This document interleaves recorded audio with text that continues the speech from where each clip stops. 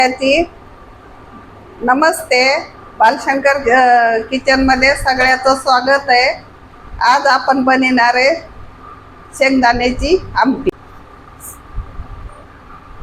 शेंगदाण्याच्या आमटीची साहित्य हे शेंगदाणा, हिरवी मिरची, मीठ आणि फोडणीसाठी तूप असं आपलं साहित्य. आता हे आपण मिरची मिक्सर मधून काढून घेऊ अशी, कारण आता आपल्याला उपासाला जिरे चालत नाही म्हणून फक्त मिरची दळायची आणि त्याच्यात शेंगदाणे दळायचे. दळून घेऊ असे.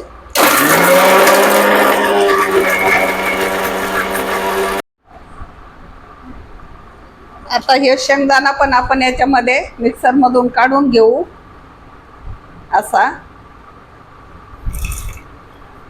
आता हे पुन्हा आपण मिक्सर मधून काढून घेऊ.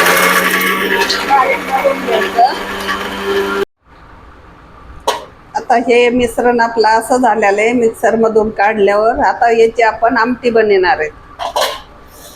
पण सगळ्यात पहिला गॅस पेटवून घेऊ.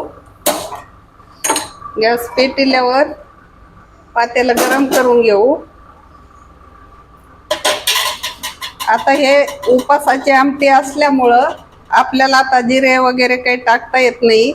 फक्त हिरवी मिरची, मीठ, शेंगदाणे आणि गावरान तूप. पातेलं तापायले. आता आपण असं थोडं तूप घालून घेऊ आमटीसाठी. की आपण हे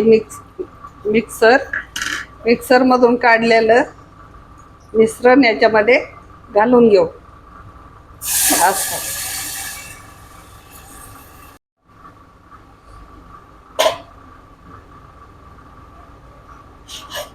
आता याच्यामध्ये आपण थोडं मीठ घालून घेऊ असं आपल्या चवीनुसार. एवढं मीठ घालून घेऊ आणि याला आता चांगला हुसाळा फुटूस तर उकळून देऊ.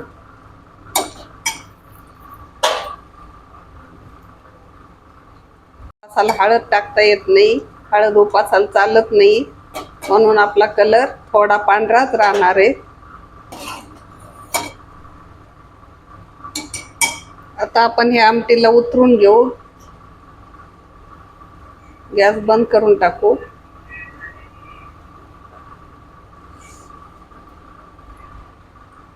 आपली आमटी तयार आहे.